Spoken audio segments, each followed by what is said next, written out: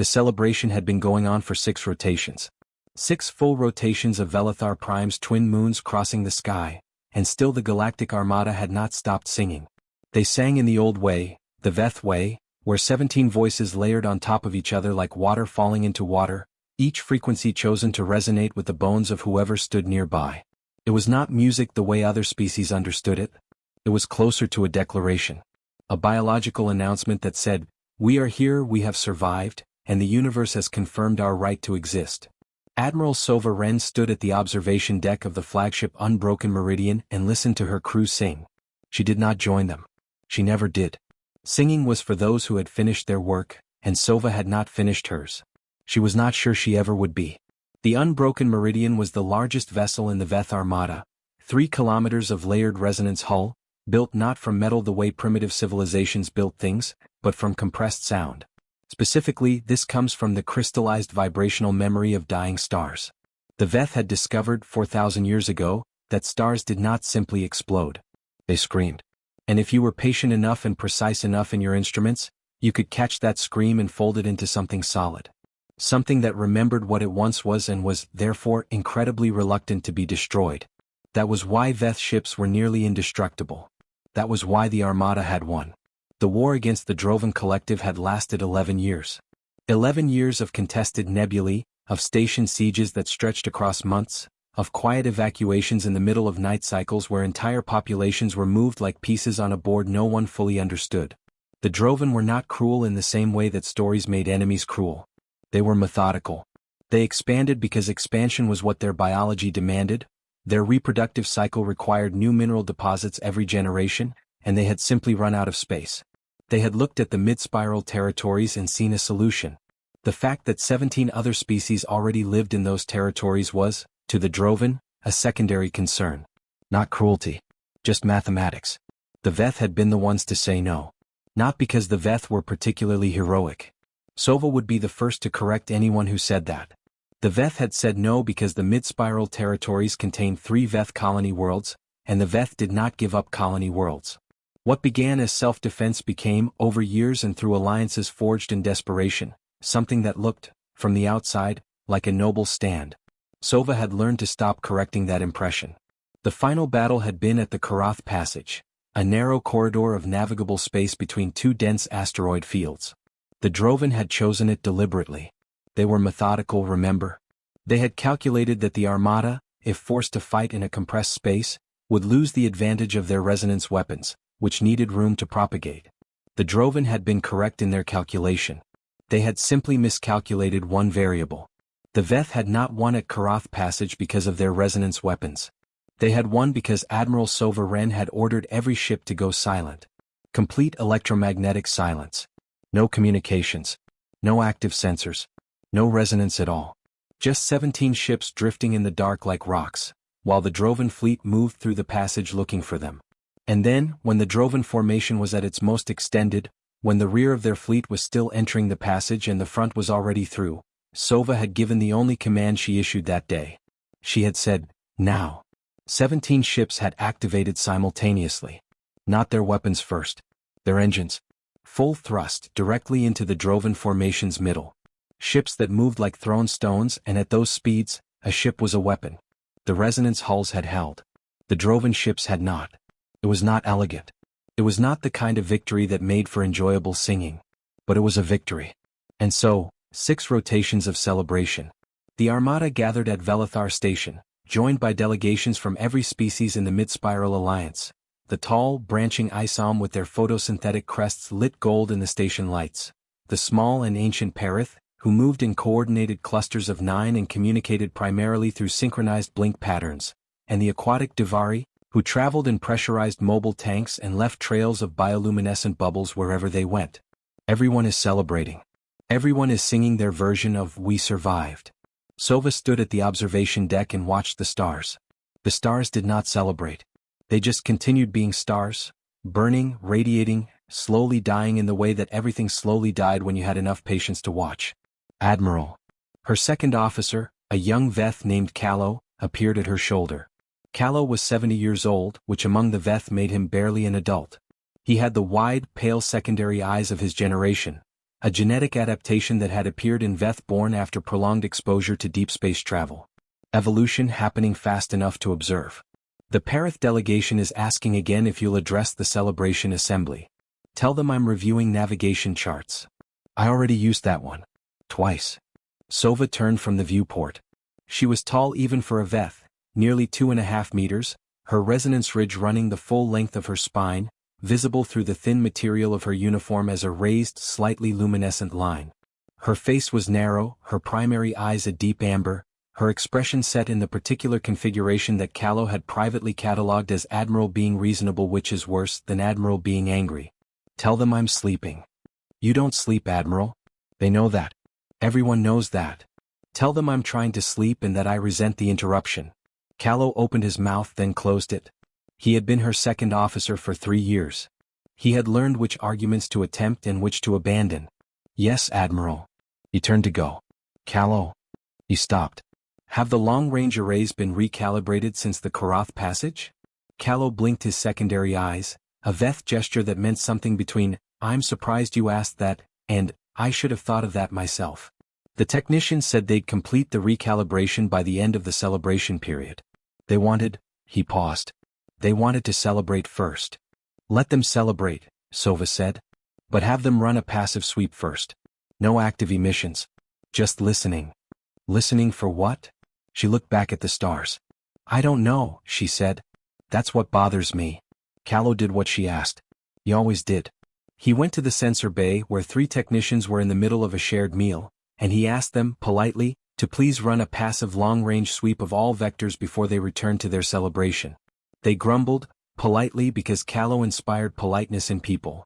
It was genuinely one of his most useful qualities, and one of them went to the console and began the sweep while the other 2 continued eating. The sweep took 40 minutes. When it finished, the technician who had run it sat very still for a long time. It was long enough for the other 2 technicians to stop eating and look at her. Callow, who had stayed in the bay because Sova's instincts had never been wrong in 3 years of service, moved to stand behind her and look at the results over her shoulder, long enough that he could see them clearly.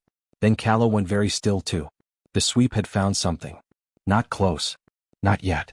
But not as far away as anything should have been, out here in the post-battle quiet of a system that everyone in the galaxy knew was occupied by a victorious armada in the middle of a celebration. The sweep had found mass signatures. Multiple. Moving in formation. Coming from a vector that did not correspond to any known travel lane, mapped transit corridor, or recorded path of allied or neutral species.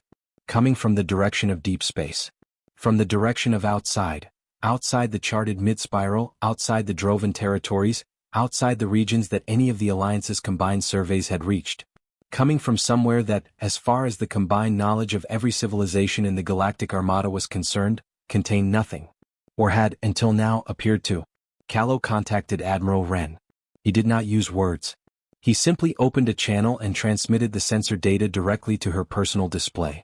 There was a pause of approximately 4 seconds. Then Sova's voice came over the channel, hushed, very level, in the tone that Callow had catalogued as Admiral has already processed this and is now deciding what to do next. How many? She asked. Callow looked at the data again. He wanted to make sure. He rechecked the mass calculations, the formation spacing, and the velocity readings. He cross-referenced against every known vessel class in the Alliance database and the captured Drovan technical files. Nothing matched. These were not Drovan. These were not any species anyone had catalogued. And they were large. 12 confirmed, he said. Possibly more obscured by the lead vessel's sensor shadow. He paused. Admiral. The mass readings on the largest signatures. He stopped again. He was not a person given to drama. He was precise and careful and did not overstate. But the numbers in front of him were requiring him to rebuild his internal sense of scale in real time, and that was disorienting. The largest signatures are larger than Velithar Station. Velithar Station had a mass of 4.7 billion metric tons.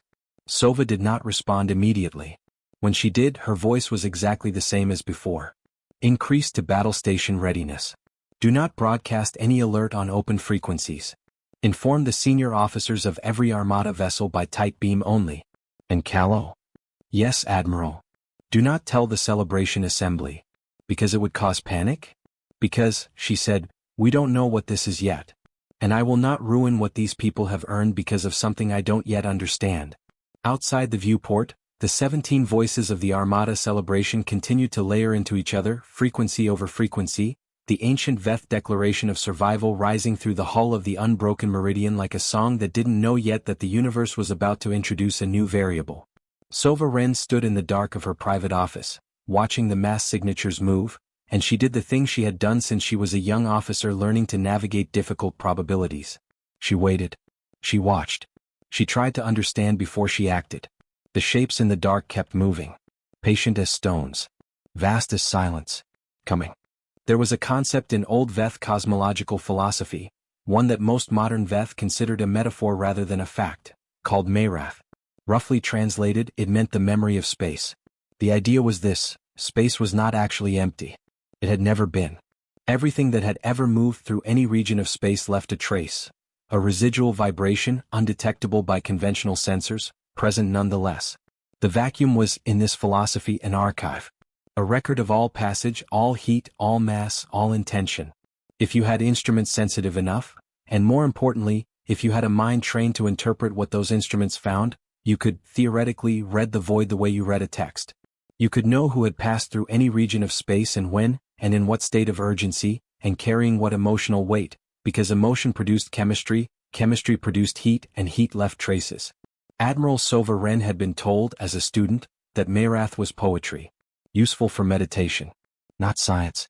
She was now standing in the sensor bay of the unbroken meridian, staring at data that was making her think the old philosophers had been understated. "Run the spectral analysis again," she said. Technician Ova, the one who had first found the signatures, ran it again. She had now run it 4 times at Sova's request, and each time the result was the same, and each time Sova's expression went slightly more interior, as though she was pressing the data against the architecture of everything she knew and watching what bent. The mass signatures were not just large. They were architecturally impossible by Veth engineering standards. The unbroken meridian, built from compressed stellar scream, was an extraordinary achievement, 3 kilometers of hull that remembered being a star. But these incoming vessels, the large ones, the ones that made Callow do math 3 times because he thought he'd made an error, registered at approximately 47 kilometers in their longest dimension. 47 kilometers. Not of station. Of ship. Of something that moved through space under directed power. "What's the drive signature?" Sova asked. Ova highlighted the relevant section of the analysis. "That's the problem, Admiral. There isn't one. Not exactly. They're moving, but I can't identify a propulsion method. There's thermal output, significant thermal output, but it doesn't correlate with any drive type in our records. Not gravitational fold. Not resonance pulse." She hesitated. "It looks almost as if the heat is coming from inside the ships themselves. The vessels are running hot internally as a byproduct of something else. The movement might be secondary." Sova looked at her. "Secondary to what?" "I don't know." Sova pulled up the formation display. 12 confirmed mass signatures. She was now fairly certain there were 14, with 2 hanging at the edge of detection, possibly intentionally hanging there. Possibly observing. The formation was not aggressive in any configuration she recognized. It was not a combat spread. It was not a blockade formation. It was not the exploratory fan arrangement that most species adopted when approaching unknown territory. It was a column. Single file roughly. One behind the other, with the 2 largest vessels at the front and the smaller vessels, smaller meaning, in this context, approximately 8 to 12 kilometers, trailing behind. A procession. "They're not attacking," Callow said from beside her. He had been quiet since delivering the initial data, processing in the careful way that was his nature. A procession formation has no tactical advantage. You would never approach a potentially hostile fleet in column formation. You can't bring weapons to bear efficiently, you can't maneuver, and you can't absorb an attack without the whole column folding on itself. "Unless," Sova said, "you're not concerned about our weapons." The bay was quiet. Outside, muffled through the hull, the celebration continued. Someone had introduced an instrument, a Duvari pressure harp whose resonance frequencies were low enough that they could be felt more than heard through a ship's hull, a slow rolling vibration like ocean tides. "Get me Commander Thren," Sova said. Thren was her chief intelligence officer, an older Veth, one of the generation before Callow's, with the smaller secondary eyes of a deeper past and a mind like a carefully maintained archive. "And tell the ISOM delegation I need to speak with their senior historian." The historian? Not their military liaison. "Military liaison," Sova said, assumes the present is a military situation. I'm not sure it is. She looked at the column of vast shapes moving through the dark. I want someone who knows things that happened before the current order of things. Before the Alliance. Before the Drovan expansion. Before the Armada. Callow hesitated. How far before? Sova didn't answer immediately. She was looking at the spectral analysis again, specifically at a small detail Ova had flagged almost as an afterthought, in the lower right section of the display. A secondary reading almost lost in the noise of the larger data. A faint electromagnetic signature layered underneath the thermal output. Faint but patterned. Repeating. Not random. Not instrument noise. Something that, if you were looking for voices and static, sounded almost like language. As far as their records go, she said. The ISOM historian's name was Vessels of Consideration Filled, which was a proper ISOM name and reflected, in the branching syllable structure of ISOM naming conventions, both her lineage and her intellectual specialty. She went by Vessels in cross-species settings, which she had long accepted with the gracious patience that the ISOM applied to most of the galaxy's shortcomings. She was old. ISOM's age was difficult to translate directly, but the gold in her photosynthetic crest had deepened to something closer to amber, and her branching upper limbs, which in younger ISOM were slender and quick, had thickened over decades into something that moved with the deliberate weight of old trees. She was, by any measure, one of the most extensively educated beings in the Mid-Spiral Alliance. She held memory banks, the ISOM term for what other species called degrees, in pre-expansion cosmological history, in xenobiological archaeology, and in something the ISOM called deep pattern recognition, which roughly translated to the study of how civilizations repeated themselves across time and distance. She had been in the middle of the celebration when Callow found her. She had not been singing. She had been sitting in a corner of the assembly space, watching everyone else sing with an expression that Sova, when she saw it via the remote feed Callow had set up, recognized immediately. She had been thinking about the same thing Sova was thinking about. You saw the readings, Sova said when Vessels arrived in the sensor bay. I felt them, Vessels said. Her translation implant rendered her ISOM voice, a complex harmonic of rustling and resonance, into clear, unhurried standard. The pressure harp player stopped. Did you notice? About 20 minutes ago.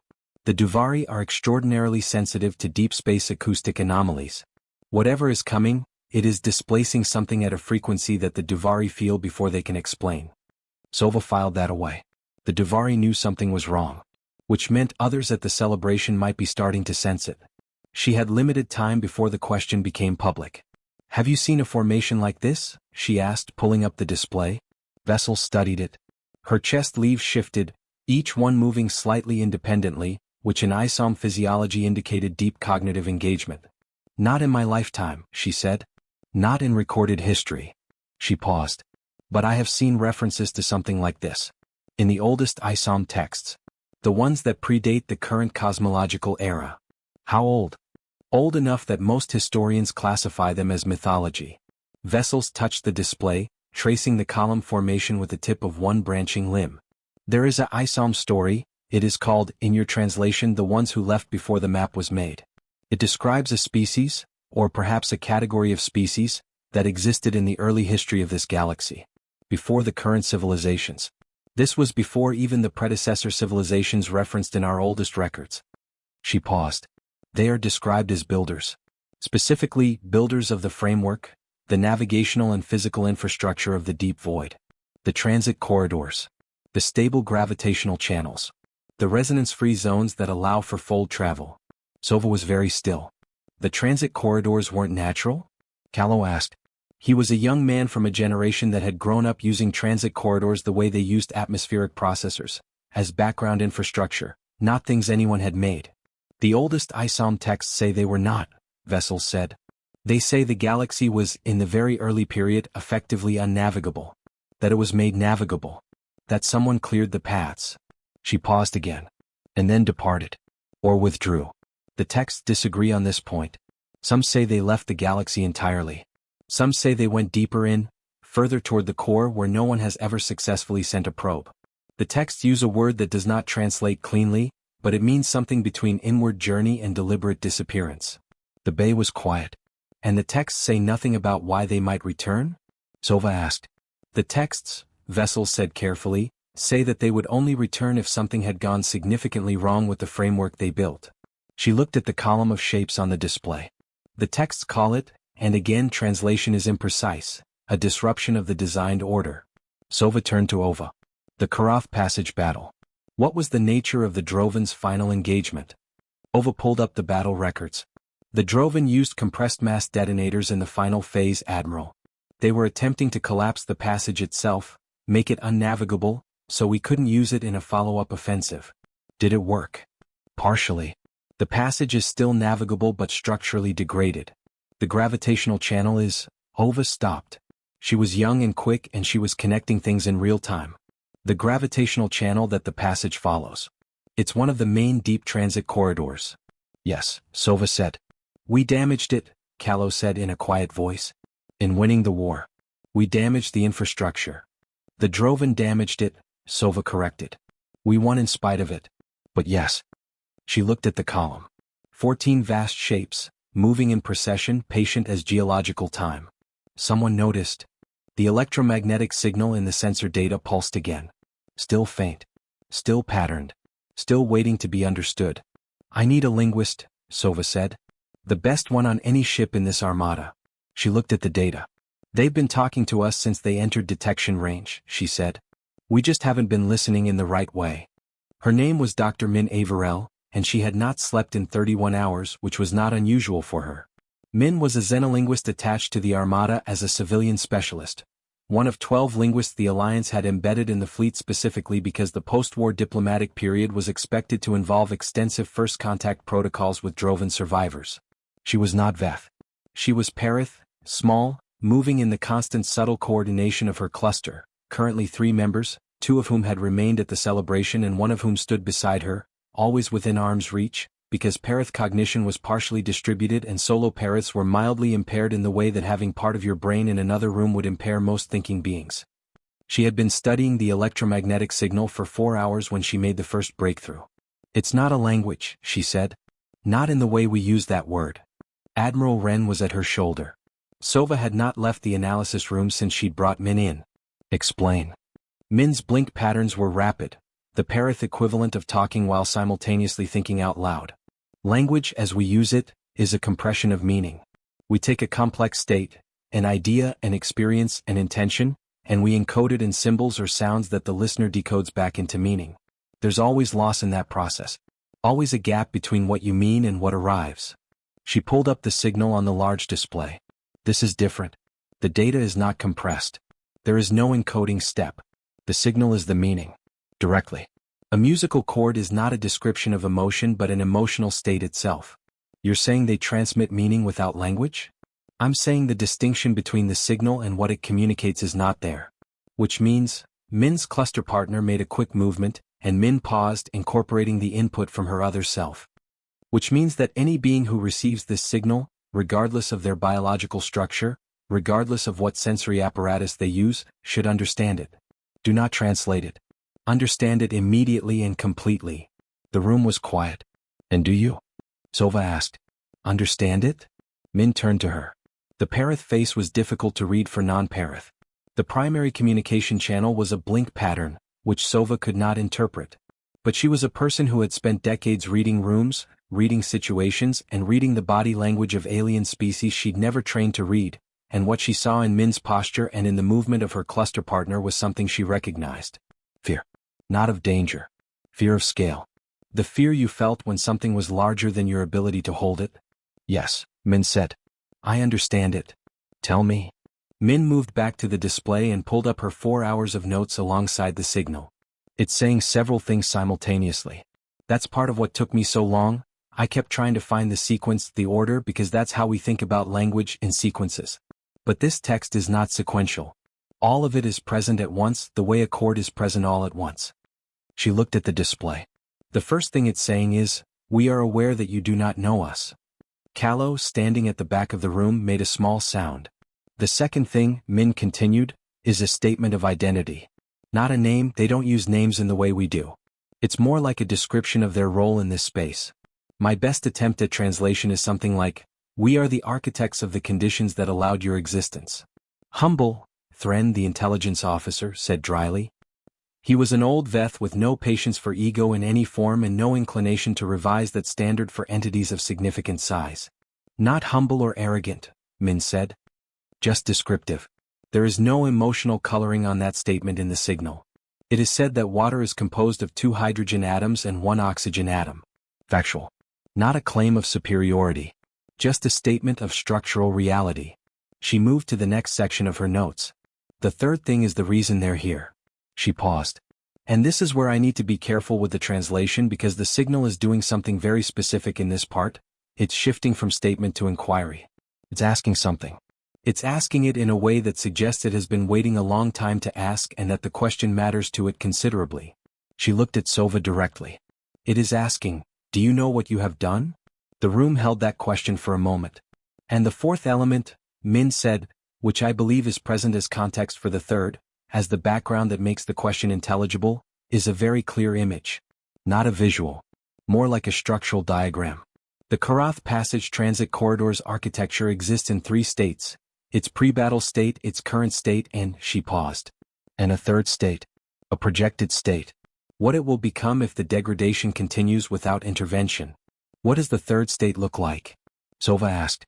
Min was quiet for a moment. Then she said, collapsed. The corridor is gone. Not just unusable, dissolved into the surrounding gravitational field. And the collapse is not contained. The model the signal contains shows a cascading effect. One corridor destabilizes, the one adjacent to it takes on the compensatory load, which destabilizes it, which... How many corridors? Sova asked. All of them, Min said. In the signal's projection, all of them are included. The entire network. In approximately, she checked her notes. Approximately 300 of your years. 300 years was not a long time on a geological scale. It was not even a long time on a civilizational scale. 300 years ago, the Veth had not yet discovered fold travel. 300 years from now, every species in the Mid-Spiral Alliance would still be alive, would still be traveling, and would still be dependent on a navigational infrastructure that had apparently been engineered by someone who was now parking 14 impossible ships just outside a party and asking politely if anyone had noticed what they'd broken. They want to repair it, Sova said. Not a question. I believe so, Min said. But the signal implies that the repair requires something they don't have. What? Min looked at her notes. She looked at the signal display. She checked her interpretation twice because it was the kind of thing you check twice. It implies that the repair requires consent. The consent is required from those who currently occupy the network. The corridors, as the signal describes them, are not just infrastructure. They are agreements in a way I cannot fully render. They only function because populations continue, generation to generation, to behave in ways that maintain the conditions under which the corridors were built. They are, as best I can understand it, physical manifestations of civilizational coherence. That is, Thren said, either the most profound thing I have ever heard or the most elaborate excuse for an invasion. Both are possible, Min acknowledged. What does the consent require? Sova asked. Min turned back to the signal.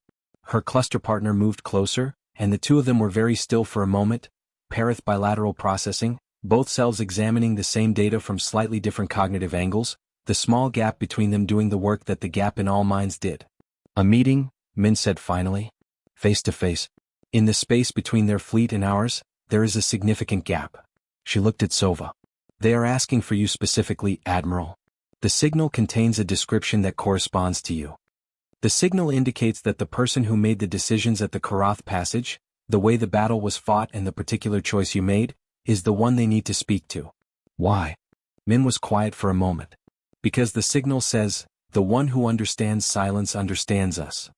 Sova stood very still in the analysis room, looking at the projected image of collapsed transit corridors, listening to the distant vibration of a celebration that was beginning to quiet. The Duvari and their pressure harp had fallen completely silent, and the Veth singing had thinned from 17 voices to perhaps 5, as people began to feel, at the level of their bones, that something was different in the quality of the surrounding space.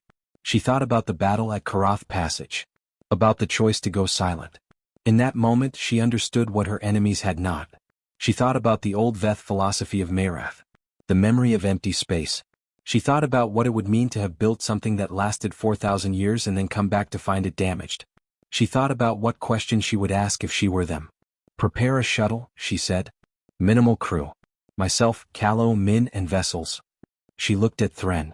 If I am not back in 12 hours, do not come looking for me. Do not engage. Take the Armada back to Alliance space, deliver everything we have learned to the Council, and tell them. She paused. Tell them what? Thren asked. Tell them to behave coherently, she said. Whatever that means. Tell them to figure it out. She walked toward the door. Admiral, Thren said, and something in his voice stopped her, something unfamiliar, something she had to turn around to identify, because Thren did not have a wide range of audible emotional registers, and she was not accustomed to hearing this particular quality in it. It was, she realized, the sound of an old and careful person being afraid. Is this wise? He asked. She considered the question seriously, the way it deserved. No, she said. But I don't think wisdom is what they're asking for. She left. The shuttle was called the Perihelion, and it was the smallest craft on the unbroken meridian that could comfortably hold 4 passengers. A diplomatic courier vessel, designed for exactly the kind of careful, small-scale contact that the Armada had expected to need for post-war Drovan negotiations. No one had expected to need it for this. Callow flew. He was the best pilot among the 4, and piloting occupied the part of his mind that kept wanting to perform the mass calculations again and reach a different number. Min sat beside him in the co-pilot seat, her cluster partner in immediate contact, transmitting and receiving in the distributed Perith way, processing the ongoing signal at a level that was beyond what Min could manage solo. Vessels had folded herself into the rear passenger space with the particular grace of a being who had spent decades in spaces not quite designed for her dimensions, and she was reviewing her oldest records, texts that, before today, she had carried as cultural artifacts rather than practical references. Sova stood at the forward viewport. The column of shapes had stopped. They had stopped approximately 40 minutes ago, stopped perfectly, simultaneously, as if the concept of stopping was not a deceleration but a decision, simply made and instantly executed. No drift. No slowdown curve. Just moving and then not moving. As if movement were a state, these vessels adopted and discarded it the way a mind adopted and discarded a train of thought. The perihelion crossed the distance between the Armada and the column slowly. The 2 lead vessels, the 47-kilometer ones, were now fully visible to the naked eye, which was a cognitive experience that Sova was not entirely prepared for. They were not the shape she had imagined. She had been unconsciously constructing something angular. Something that looked, in her imagination, like a scaled-up version of a warship, because that was what a large vessel meant in her experience. Hard edges. Functional geometry. The engineering language of a vehicle designed to move through space and withstand contact with hostile forces. These were not that. They were curved. Not in a streamlined way, not the curve of something shaped for efficiency. In the way that living things were curved. In the same way that a shell, a wave, or a spine is curved. The surface was not smooth, it was textured in a pattern that Sova's pattern recognition kept trying to resolve into something familiar and kept failing, because the scale at which the texture had meaning was not the scale at which she was observing it. It was like standing too close to a tapestry and seeing only individual threads, knowing there was an image there but unable to step back far enough to see it. The color was not one color. Moved. Not the movement of lighting effects or reflection. The surface itself moved, slowly, the way deep water moved, currents visible below a surface film. The colors were dark, deep greens that shifted toward black, blues that were almost not colors but almost sounds, and the occasional pulse of something that Sova's visual cortex registered as painful to look at directly, not because it was bright but because it was familiar in a way that she could not source. Like a word in a language she had never learned but had somehow heard once in a dream. They're biological, Vessels said from the back, her voice very composed. At least partially. I can see there on the surface, do you see? The rhythmic displacement. They're breathing. Ships that breathe, Callow said. He was holding the shuttle at a stable distance, not approaching further until they had some indication of where to go or what to do. Not ships that breathe, Min said. Ships that are a form of life. Or ships that have become one. Or, she paused. The signal is updating. Something is changing in the signal. She was quiet, processing. Her cluster partners' movements accelerated. They know we're here. They've known since we left the meridian. The signal is, she stopped. Min, Sova said. They're happy, Min said. She sounded surprised. Not in the way we are happy. But there is something in the signal that is the structural equivalent of relief. Of a long wait ending. She listened further. And there is a direction. A location. They want us to approach the lead vessel at. She described a coordinate relative to the vessel's visible geometry. There. between those two surface formations. The ones that look like eyes, Callow said quietly. Yes, Min said. Like eyes. They flew toward the face of something 47 kilometers long that was looking at them and was, in whatever register existed for a being of that nature, glad they had come. Sova had been in difficult rooms before. She had negotiated with Drovan commanders who viewed her as an obstacle to their species' biological necessity. She had sat across from Alliance Council members who viewed her victories as threats to their political arrangements. She had delivered casualty reports to families who had sent people into her care and received different people back or nothing at all. She had navigated every version of this room that she could conceive of, and she had not broken. This was not a room. It was a space, vast and interior, that the perihelion entered through an aperture in the lead vessel's hull that opened as they approached and closed gently behind them and that registered on every instrument as perfectly, specifically designed for them. The dimensions were exactly right for the shuttle. The atmospheric composition that flooded their environmental scanners was exactly their required mix, adjusted slightly for each species, slightly more oxygen-dense than standard for Perith, slightly higher resonance frequency ambience for Veth, and humidity controlled for vessels' photosynthetic comfort. They've known about us for longer than today, Sova said. The texts, Vessels murmured. They described the builders as having been aware. Always. In the way that a gardener is aware of the garden. Not intrusively. Just, keeping track. They landed. Or settled. The shuttle's landing systems engaged out of habit, but the space beneath them had already configured itself to hold the vessel, so the actual landing was more like being caught than landing. They got out. The space was lit in the same moving color as the exterior surface, and the floor was firm and stable but warm. Warm in a way that stone was warm after long sun exposure. Heat from inside, Sova thought. Heat as a byproduct of something else. Like Ova had said. They stood in the center of the space and waited. What came was not sudden. It did not arrive. It became present, gradually, the way dawn became present, the transition too slow to catch the moment of change. Something was not there, and then something was there, and between those two states was a continuous becoming that Sova's eyes could not resolve into a single moment. It was tall. Or it occupied height without being exactly tall. The distinction in her mind between those two things felt important in the moment. It was not solid in a uniform way. Parts of it were very dense, and other parts of it were present the way that heat shimmer was present. Definitely real, definitely there, but without hard edges. It had, Sova thought, the quality of a question that had been waiting a long time for the right listener. It looked at her. She looked back. And then, not in her ears, not through any sensory organ she could specifically identify, but in the same place that music landed when it worked the way music was supposed to work, she heard it speak. You know what silence is, it said. Most of them don't. Most of them think silence is the absence of sound. You know it as something else. Yes, Sova said. Out loud. She was not sure if the out loud mattered to it, but it mattered to her. She was a person who said things aloud. Silence is a decision. Yes, it said. And so is everything we built. What followed was not a conversation in any form Sova had experienced. It was not even, precisely, an exchange. It was more like the entity. She had stopped trying to find a category for it and had started thinking of it simply as the architect, which felt inadequate but less misleading than any alternative, was a structure through which information moved, and she was the receiving end of that structure, and what moved through was not answers but context. The background that made the answers possible. Min was recording everything. Vessels was perfectly still, her crest leaves wide open, photosynthetic tissue active in a way that suggested she was processing light at a different frequency than normal, the ISOM equivalent of bearing witness. Callow was standing very precisely at Sova's shoulder, doing the thing he did in difficult moments, being exactly where he was supposed to be, making no unnecessary movements, and generating no noise that wasn't necessary. The architect had been, not here. Not in this galaxy. But not gone, not in the way the ISOM text described it. Inward was the wrong word too. It had been in something the architect described, through the direct meaning transmission that Min was attempting to decode in real time, as a deeper register. Not a place. A mode. A frequency of existence that was simultaneous with this one but not in contact with it. The way that two sound waves could occupy the same space without interacting, unless something disturbed one of them. The corridors, the transit network that underlay all fold travel in the mid-spiral, had been that disturbance.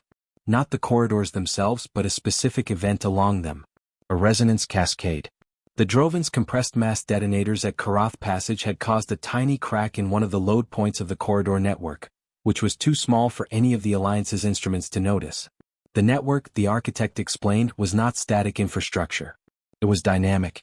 It was maintained by the activity of the civilizations using it, their travel, their communication, and their collective coherent intention as expressed in all the ways that living populations expressed intention.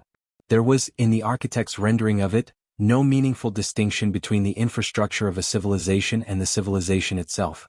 They were expressions of the same underlying order. The fracture was not in the physical corridor. It was in the coherence. The war, specifically the Drovan's decision to make the framework of the galaxy into a weapon, had introduced a different kind of activity into the corridor network. An incoherent signal.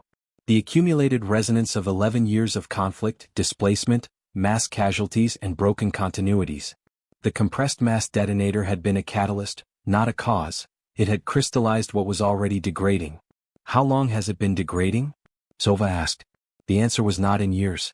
It was in a unit the architect used that corresponded, in Min's careful translation, to generations of coherent intention.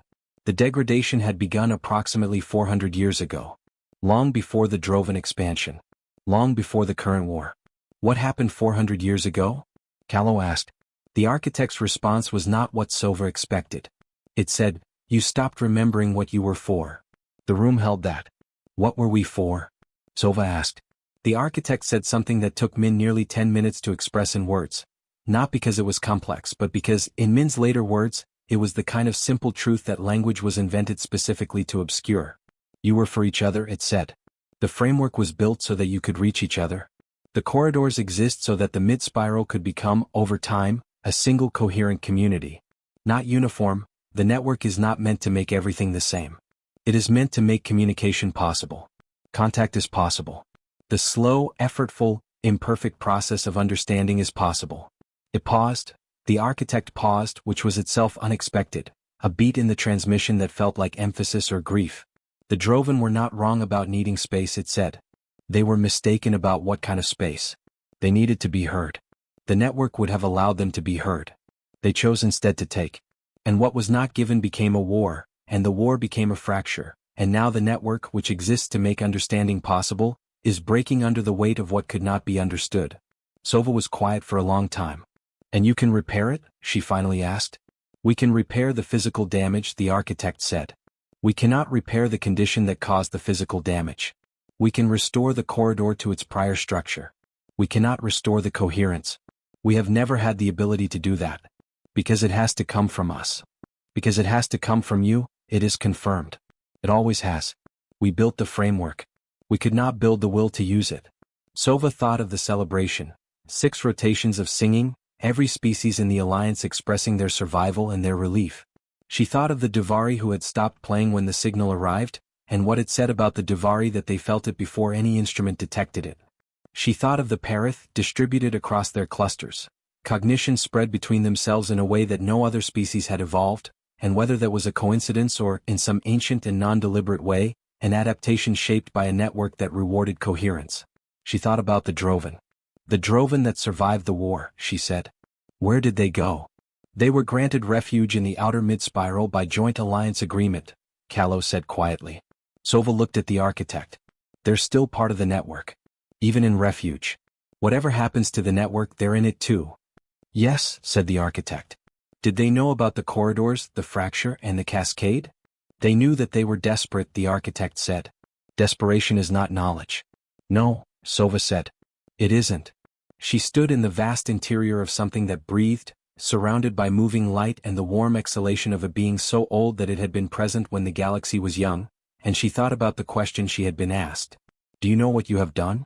She had thought, when Min first translated it, that it was an accusation. She had been preparing, in the back of her mind, for the version of this meeting where she was tried for something. Where the scale of these entities was exercised as judgment. It was not that.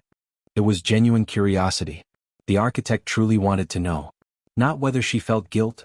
Guilt was a small instrument for a large problem, but whether she understood. Whether she saw, clearly, the full shape of the thing that had happened and continued to happen and would continue to happen if nothing changed. I know part of it, she said. I know we broke something we didn't know existed. I know the breaking has been longer than the war. I know that winning and fixing are different things, and that we celebrated winning before we checked what the cost was. She paused. I don't know what to do about the Droven, about the coherence, or about whether the people I came here with are capable of the kind of community you're describing, over the kind of time you're describing, without some of them choosing to take instead of ask. We know, said the architect. We have never encountered a civilization that was incapable of choosing to take. Does that mean it's inevitable? The collapse. It means, said the architect, that it has never not been a choice. And choices can be remade. Sova looked at it for a long moment. Then she said, I need to bring others here. Not my officers. The Alliance Council. The Droven survivors. Everyone who was in that war and everyone who will live in what comes after. She paused. Can you hold the degradation? By time for what you're describing, the community, the coherence, to become a realistic possibility rather than a philosophical hope. How much time do you need? The architect asked. Sova thought about it seriously. She thought about the Alliance Council and its politics.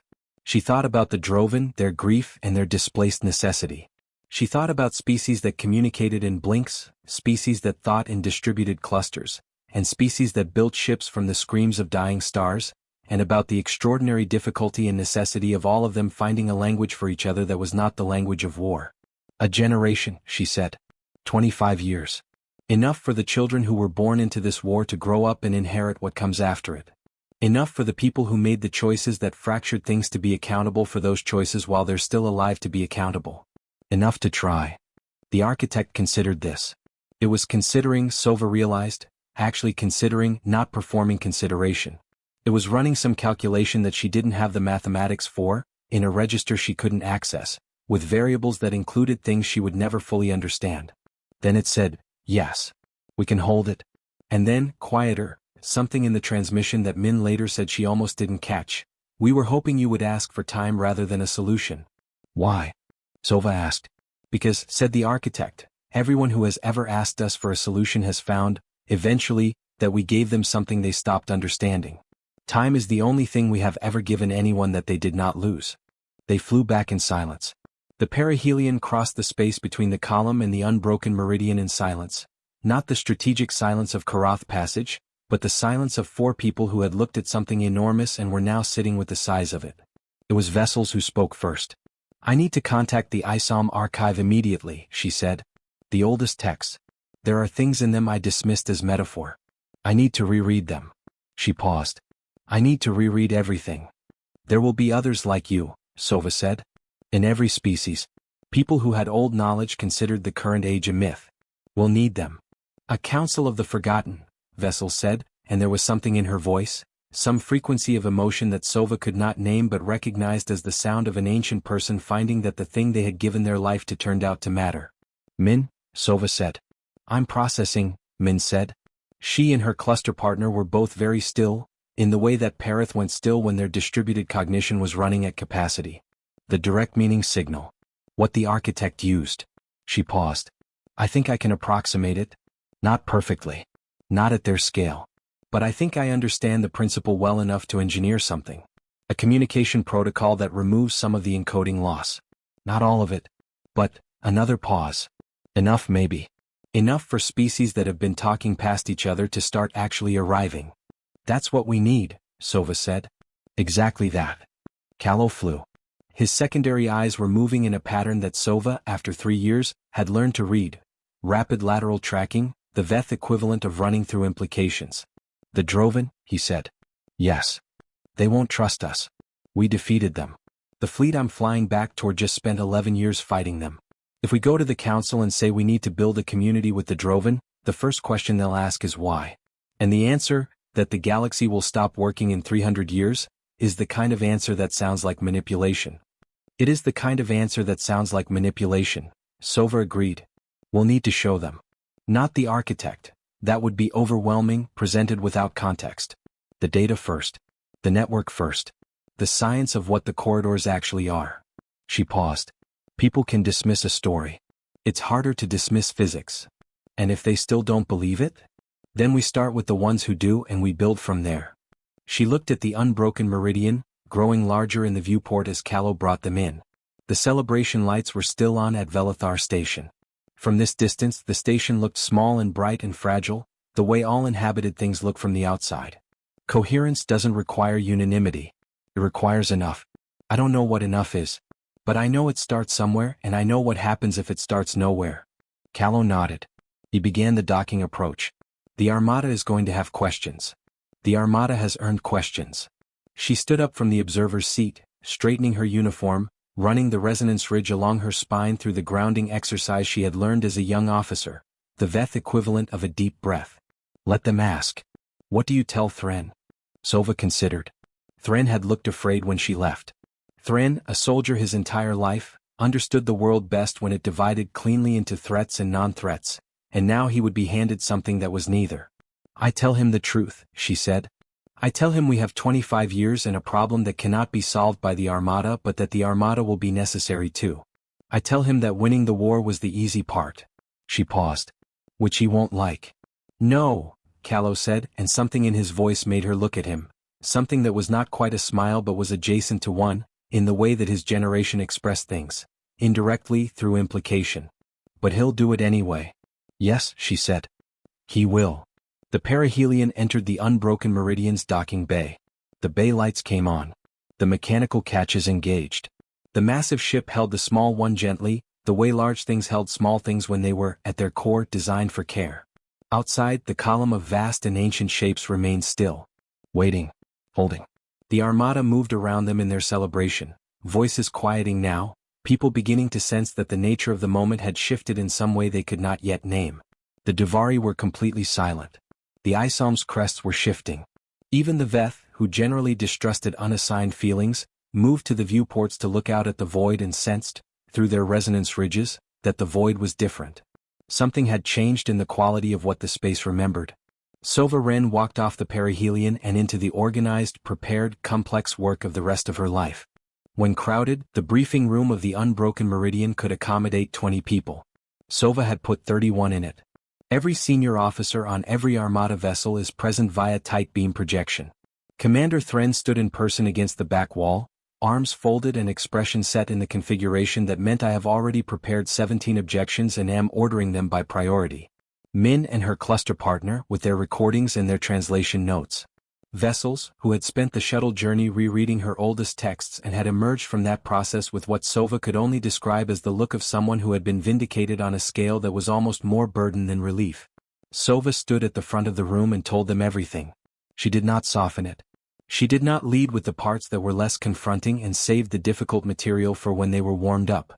She had learned over decades that telling the full truth at the beginning was less damaging than revealing it in pieces over time, because pieces of the truth allowed people to construct comforting false versions of the incomplete information, which then had to be dismantled as well. She told them about the architect. This section discusses the corridor network and its true nature. This section discusses the fracture, the cascade, and the 300-year timeline. About 25 years. About what the architect had said regarding coherence and community and what the corridors were actually for. She told them about the Droven. That was where the room changed. It didn't become loud. The officers of the Galactic Armada were professionals. They had seen enough to know that loud reactions were a waste of energy that could be spent on understanding. But she could see it in their faces, their postures, their physiology, each species expressing the same interior disruption in their own biological vocabulary. Shock, then resistance, then the beginning of something slower and more complicated that wasn't quite acceptance but was oriented in that direction. Thren waited until she finished. Then he said, "You're asking us to treat the Droven as partners in the survival of a network they tried to weaponize." "I'm asking the Alliance Council to treat them as partners," Sova said. "I'm asking you to support me in making that argument to the Council. The Council will say the Droven should be held responsible." "The Droven should be," Sova said. "Accountability and partnership are not mutually exclusive. We can require accountability and build something with them at the same time. We can't build the coherence the architect described if we exclude 11 billion beings who live inside the same network we're trying to save." 11 billion beings who spent 11 years trying to kill us, said one of the tight beam projections, Captain Ven of the Steady Current, whose crew had lost 40 people at the third station siege of Kethra. Her voice was level. She was not being unreasonable. She was being honest about the weight she was carrying, and Sova respected that. "Yes," Sova said. "Those same 11 billion beings. She held Captain Ven's gaze across the projection. I'm not asking anyone in this room to forgive. I'm asking everyone in this room to survive. And I am telling you as clearly as I know how to, that survival requires a shape that includes people we have good reasons to hate. She paused. I have good reasons to hate them too. 17 people under my command died at Karath Passage. I made choices at Karath Passage that I will think about for the rest of my life. I am not standing here as someone who has transcended this. She pressed the words deliberately. I stand here as someone who has examined the physics and chosen the future over hatred. You can do the same. The room was quiet. Thren unfolded his arms. This was, Sova knew, his signal that an objection had been heard and categorized and the objection phase was ending. He was moving into implementation. The Council, he said. Who presents this legislation to the Council? I do, Sova said. Alone? With Min and her recordings. With vessels and the historical context. She looked around the room. And with anyone in this room who wants to stand next to me when I make this argument. Anyone who wants to say with their presence, we were there, we fought it, and we are telling you this is the next step. She paused. I'm not ordering anyone. That is a request. She let it sit. The first person to speak was the tight beam projection of a young Duvari captain, barely adult by Duvari reckoning, appointed to command because the war had moved through the senior officers fast. The Duvari's translation implant rendered their bubble and pressure communication into standard in real time, and their voice was calm and clear. The Duvari fleet will stand with the Admiral. Then, a ISOM captain, one of Vessel's former students, who said nothing but whose crest unfurled to full extension, the ISOM gesture of declared intent. Then, Ven from the steady current who said, I don't forgive them but I'll stand there. Then, one by one tight beam projection and physical presence alike. Thren was last. He had turned to face the viewport, looking out at the column of ancient shapes. He was quiet for a long time. Then he said without turning, the Veth have a philosophical concept. Meref. The memory of empty space. He paused. I dismissed it as poetry when I was young. I'm no longer young. Another pause. I'll stand there, Admiral. Good, Sova said. Not because I believe it will work, Thren said. He turned from the viewport. Because I believe not trying is a choice I would rather not make. That's enough, Sova said. That is always enough. Before she went to the Alliance Council, Sova went to the Drovan. This was not in any plan anyone had approved. It was not the strategically obvious move. There were 14 advisors who would have, if consulted, told her to go to the Council first, establish the framework, build the political structure, and then present it to the Drovan as a fait accompli, giving them less room to say no and less room to complicate the architecture. Sova did not consult the advisors. She went to the Drovan because the architect had said they knew that they were desperate. And because she had been thinking for days about the signal's phrase, do you know what you have done? She quietly decided that she needed to understand the full history of how the present had been made before standing in any room and arguing for a particular shape of the future. The Drovan refuge was called Sector Marith, not a name of Drovan origin but an Alliance administrative designation, which told you something about the care with which the post-war settlement had been managed. It was a region of the outer mid-spiral that had been considered marginally habitable, sufficient mineral deposits for Drovan reproductive cycle needs, but barely. It was the kind of place offered to a defeated people, kept alive as a political concession rather than welcomed as a community.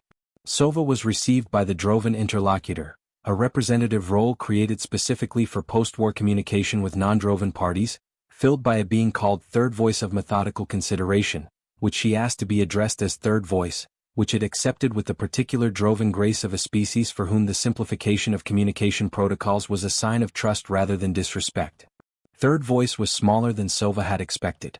She had been briefed on Drovan physiology, the segmented form, the multiple manipulator limbs, and the chemoreceptive communication that the translation implant converted to standard. But the briefing had been written during the war, and the Drovan she had been briefed about was a military species expanding to kill. The person in front of her was not that. It was worn out, in the physiological way that some beings showed tiredness not in slowness but in the specific quality of their stillness. Admiral Wren, Third Voice said. I have been informed of the nature of the incoming fleet. The Drovan has long-range sensors too. Sova was not surprised. What do your sensors tell you? Nothing our instruments can adequately classify. But our chemoreceptors. Third Voice paused. Among Drovan, information travels through environmental chemistry as well as through speech.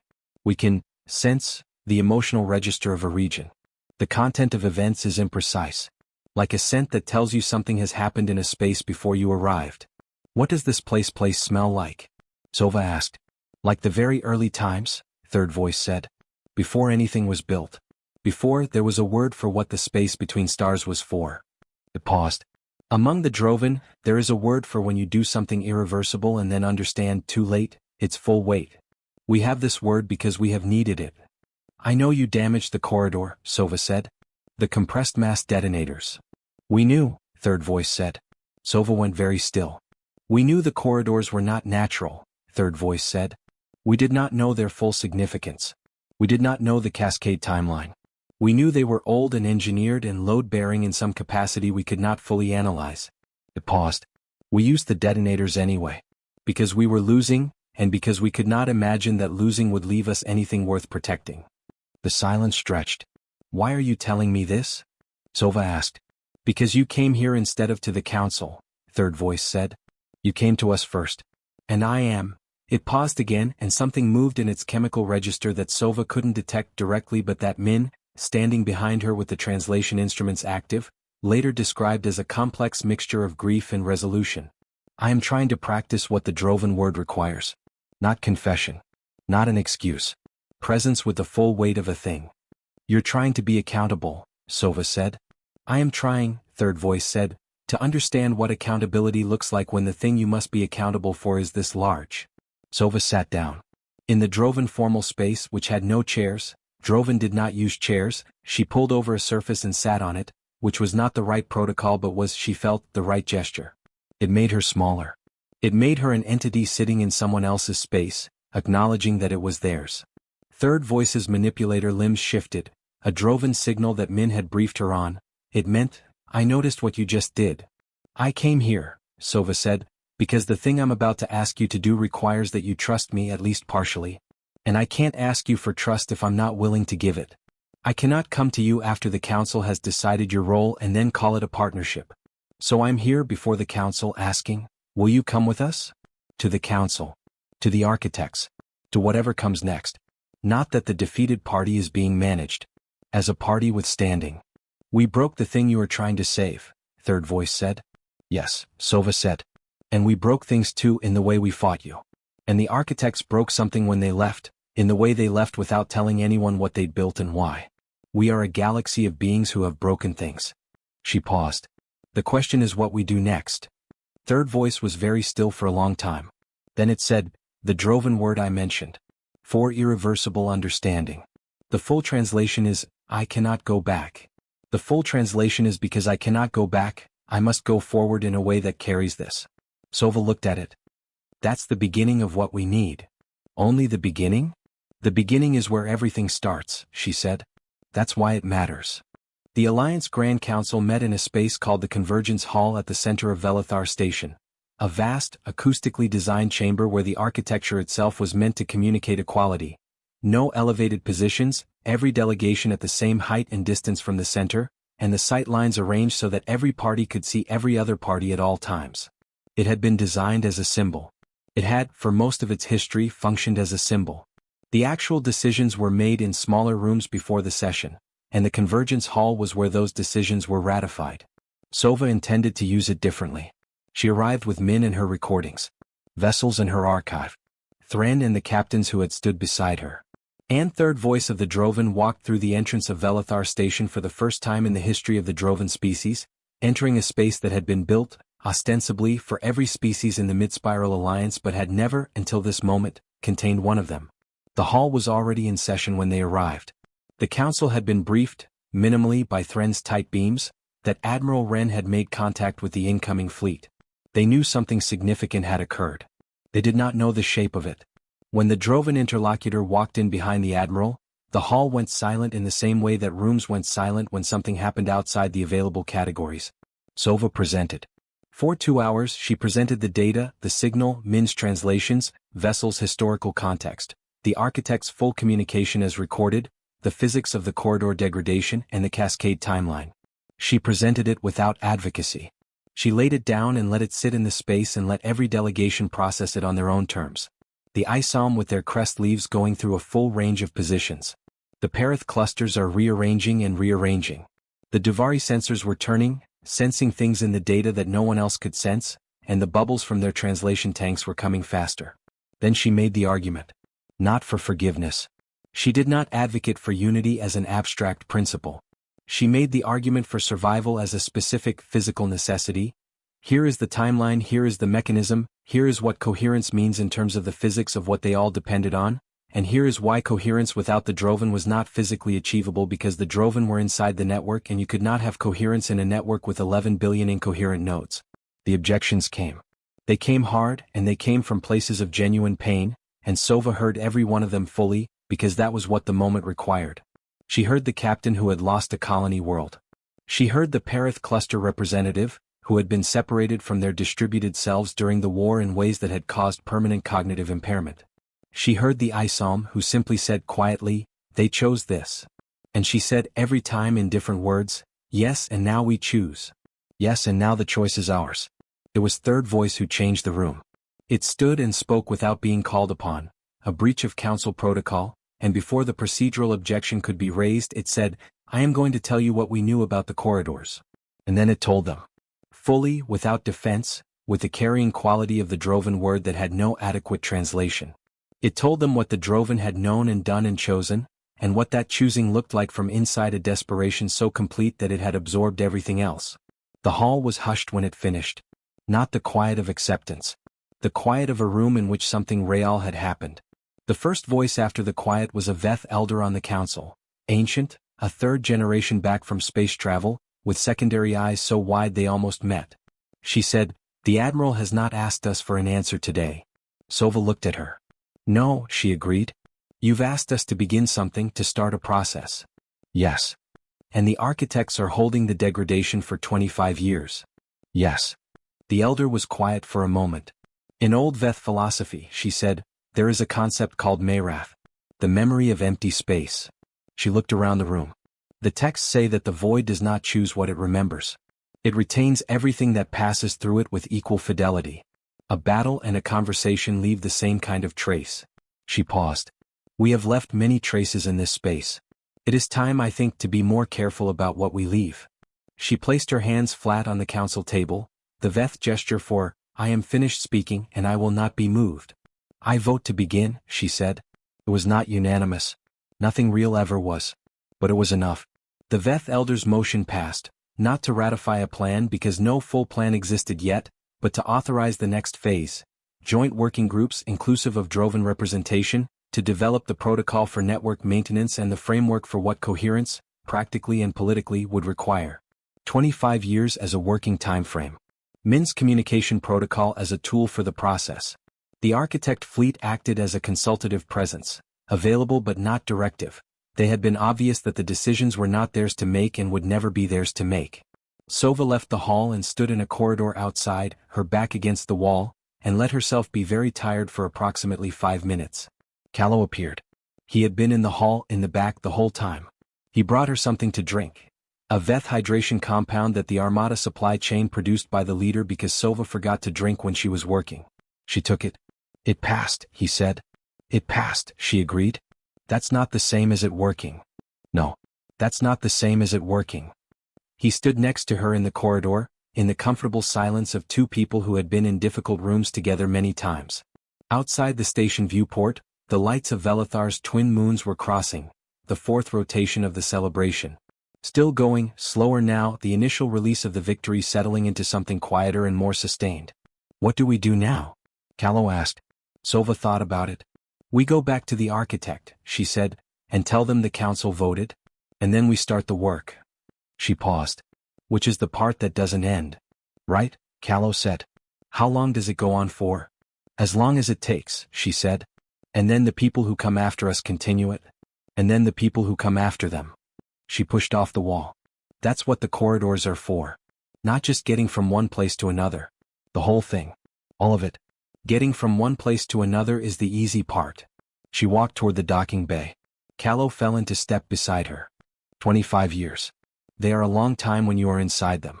Sova was 53 when she stood in the interior of the architect's vessel and asked for 25 years. She was 78 when the first generation of the network maintenance protocol came into effect. When the first jointly staffed monitoring station came online at the Karath Passage load point, crewed by Veth and Perith and Duvari and Drovan working in the same space, checking the same systems, and communicating in the evolving version of Min's direct meaning protocol that had, over 2 decades of use and refinement, become something that had no predecessor and no adequate name. The work was not clean. It was not a sequence of successes. It was a long, irregular process of 2 steps forward and 1 step back, of agreements falling apart and being remade in different forms, of people dying and being replaced by people who had to be convinced again from the beginning and sometimes convinced differently because the world had changed around them and the original argument needed updating. There were 3 major diplomatic crises in the first decade. A Drovan faction rejected the joint protocol and required years of separate negotiations to restore it. An ISOM generation that grew up in the early post-war period, who had been shaped by the war as children, and who carried a version of grief that was expressed as anger in ways that needed to be received rather than dismissed. The Duvari contributed something unexpected. They had, it turned out, been maintaining something like the Min protocol independently for millennia. A deep-frequency communication method that operated at the same level as the architect's direct meaning transmission but in a much more localized and species-specific way. When this emerged through the working groups, it changed the way everyone understood Duvari culture, and it changed the protocol development significantly, because Min and the Duvari physicists had been approaching the same problem from opposite ends, and when they found each other they moved much faster. Callow became, over the years, the primary liaison between the joint working groups and the architect fleet, which maintained its column formation just outside Velithar Station throughout the entire period, patient and vast and warm, occasionally sending signals that Min's team translated with increasing speed and depth. He developed a communication with the entity they had designated the first architect that went, over time, beyond translation into something more direct. A wordless working relationship built on the shared project of maintaining something that mattered. He told Sova once, in the 15th year, that the first architect had asked him a question. "What question?" she asked. "It asked me what I thought the corridors were actually for," he said. "Not what the architect told us. What I thought." "What did you say?" He thought about it for a moment. He was older now, past the marker that the Veth considered full adult, his secondary eyes holding the particular depth of experience that they developed in middle years. "I said I thought they were for what Min said. Communication. Getting from misunderstanding to understanding. This process is not achieved in a single conversation, but rather over an extended period." He paused. And the architect said, he stopped. "What?" It said, "Yes, and also, so that you are not alone." Sova was quiet for a moment. And I said, "Those might be the same thing." He paused again. And it was quiet for a while and then it said, "Yes. We came to understand that very late." Min published her full protocol in the 17th year. She was 114, which was midlife for a Perith, and her cluster had grown from 2 to 5 new selves. Grown through the Perith developmental process that was not birth but was like birth, the emergence of new cognitive extensions into a shared selfhood. She told Sova at the publication event that she had been more afraid of publishing than of anything she had done in the war. "Why?" Sova asked. "Because the language can be misused," Min said. "Language that closes the gap between meaning and reception. It can be used for manipulation as easily as for understanding. More easily. It bypasses the skeptical distance that protects people from being misled." She paused. "I had to decide whether the risk was worth it." And? The architect's transmission was that language at full scale was used perfectly for 400 years, and it was used to build the framework that allowed everything we are. She paused. "I decided the question wasn't whether the tool was dangerous. The question was whether the species using it was developing enough to handle it. Are we?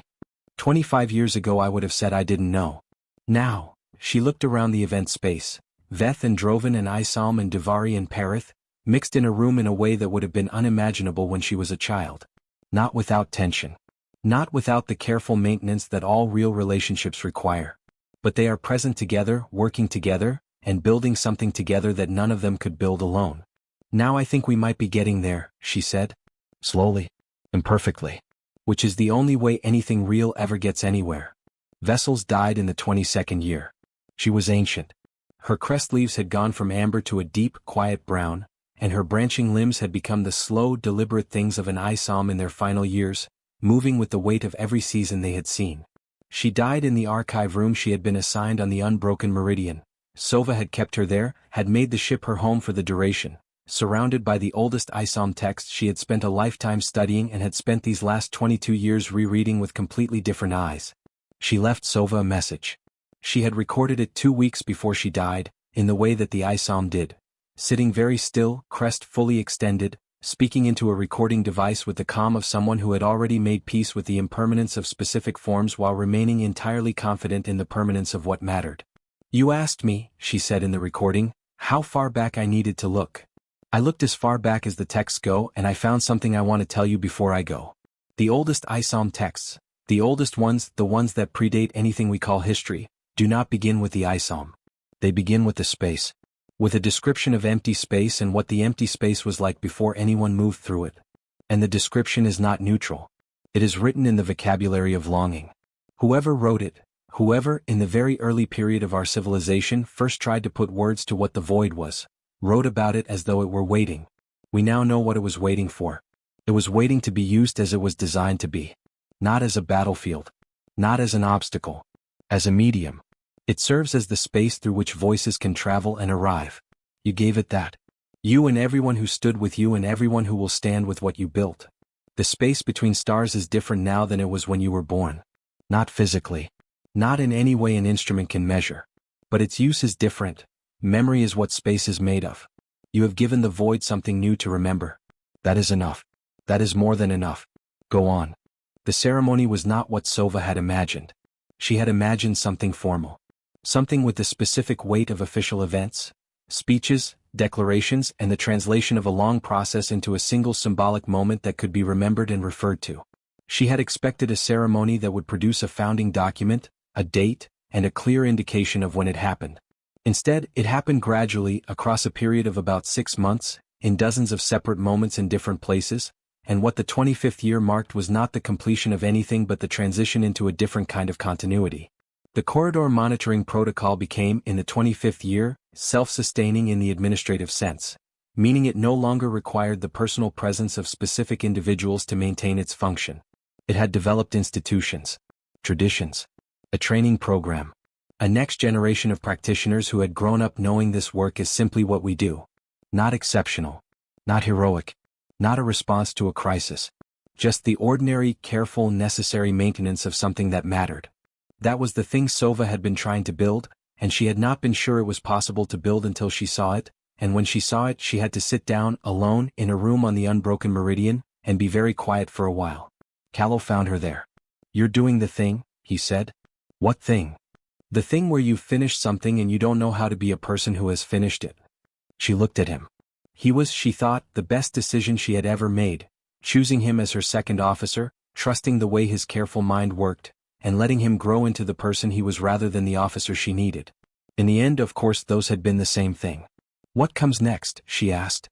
"You retire?" he said. "I've never retired." "I know. That's why it'll be intriguing." She thought about the architect. The first architect, whom Callow had spent 15 years in regular communication with. "Do they know that we made it?" "I told them 3 days ago," Callow said. "When the protocol review was returned, it was self-sustaining." "What did they say?" He sat down beside her. Outside the viewport, the corridor load point monitoring station was visible. A small, bright object against the dark, crewed by 9 people representing 5 species, maintaining a thing they understood in its full depth and attended to with the care it deserved. It said, "We have been watching this since the beginning." And I asked it what it had seen, and it was quiet for a moment, and then it said, "The same thing we always see when a species understands what we built." "What's that?" "Relief," Callow said. It said, "Relief. We built it alone. It was always supposed to be inhabited together." Sova looked at the monitoring station. "They're lonely," she said. "We're," Callow said. "I think we're, is the right word now." They sat together in the quiet of the ship that had been her home for longer than she could usefully remember, in the space where a great deal of the universe's important work had been done by people who were, fundamentally, just trying to do the next right thing because the next right thing was what they could reach. Outside, stars. Between the stars, corridors. In the corridors, everything that moved, everything that called out, everything that was trying to arrive somewhere and be understood. The void remembering. 3 years after the ceremony that was not a ceremony, the architect fleet moved. Not retreated. Not departed in the way of leaving. They moved the way they had arrived, in column, in procession, but the direction was inward, toward the core. Toward wherever the inward journey led that the ISOM texts had described and failed to describe. Sova was on Velithar Station when it happened. Retired, she was involved in things without having formal authority over them, a situation she had decided was probably the best arrangement. She had been in a meeting, a working session with the third generation of network monitors, young beings of 5 species who spoke Min's protocol as a first language and used it without thinking, the way young people used any language they had grown up inside. The meeting stopped when the architect fleet began to move. Everyone went to viewports. Sova stood at the large observation window, the same window where 28 years ago she had stood watching the stars and felt the wrongness that she couldn't yet name. The column of vast shapes moved past, as slow as the movement of something that had no reason to hurry. The first architect's vessel was the last in the column, at the rear, and as it passed the station, it did something that none of the instruments could classify and that every biological sensor on the station registered simultaneously. It was not a sound. It was not a light. It was the direct meaning transmission, Min's signal, the architect's native communication, at a scale and frequency that bypassed every mediating layer and arrived, unfiltered, in the center of every living thing on the station. And what it said was very simple. It said, remember that you are enough. Not humans. Not any specific species. The transmission, which Min's team analyzed later, had been calibrated for every species on the station simultaneously, different physiological reception, same content. Each species received it in the form that made the most sense to their particular biology. The Veth felt it in their resonance ridges. The Perith felt it in their distributed selves, the separate parts of them suddenly profoundly aware of their connection. The Duvari felt it in the deep pressure channels that connected them to the ocean they no longer had. The Isom felt it in their crest leaves, in the photosynthetic tissue that had always, at some level, been tuned to something it couldn't name. The Drovan felt it in the chemical register of the air, the oldest sense they had, the sense that had always known things before they could be spoken. And then the column turned inward and past the outer edge of the sensor range and was gone. Sova stood at the viewport for a long time after. She was 78 years old and she was retired and she was standing in a station crewed by the children of the people who had won a war, and those children were going to grow up and have children of their own who would maintain corridors they had never seen broken, who would use a communication protocol as casually as they used any other tool, who would know that the Drovan were their partners in the maintenance of something they all needed, who would perhaps never fully know the weight of what that had cost to become true and would carry it anyway, in the specific way that all beings carried the gifts of those who came before them. Imperfectly, incompletely, but forward.